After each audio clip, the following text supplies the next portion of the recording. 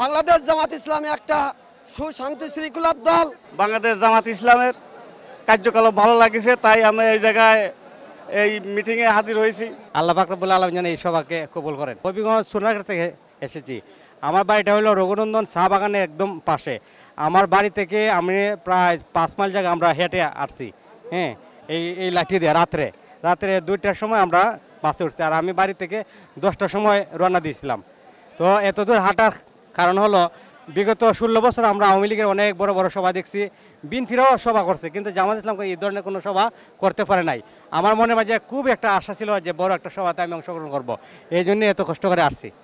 আল্লাহ পাক রব্বুল আলামিন যেন এই সভাকে কবুল করেন। বাংলাদেশ জামাত ইসলামী একটা সুশান্তি শৃঙ্খলার দল, কিন্তু আমরা দুঃখের বিষয় আজকে দেখতেছি, যখন বাংলাদেশে জামাত ইসলামের খুব জনপ্রিয়তা উঠেছে, সেই মুহূর্তে একটি স্বৈরাচারী দল যারা আমাদেরকে বলতেছে তোমরা বাংলাদেশটা চলে যাও।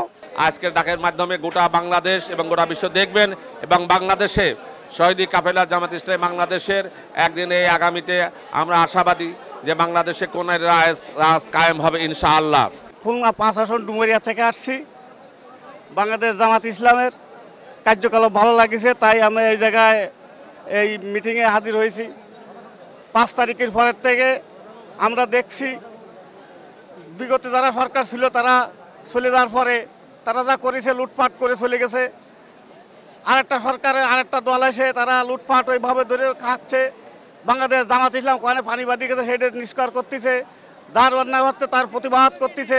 আজকে সেই প্রতিবাদে যাতে বাংলাদেশ আমরা ইসলামী দল ক্ষমতা আনতে পারি, এর জন্য এই ডাকে আমরা এই শরদ্দি উদ্যানে হাজির হয়েছি। আমরা চাই একটা বাংলাদেশ সুন্দর একটা সুস্থ নির্বাচন হয়ে আমরা জামাত ইসলাম ক্ষমতা নিতে পারি, এই ডাকে আমরা সবাই সাড়া দিছি।